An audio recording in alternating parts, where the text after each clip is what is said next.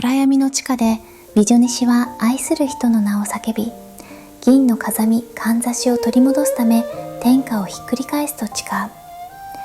見知らぬ東京で猫マオマオは水を吹く便器と格闘中。台所を実験室に変え、医学生を驚愕させる金薬を調合する。だが最大の衝撃は書店にあった。解剖学アトラス、その偉大なる知識の宝庫に冷徹な薬屋が涙を流す。文字を教えてくれ、ここにあるすべてを読みたいんだ。悲痛な過去から輝く未来へ学びの旅が始まる。空、漫画で今すぐチェック。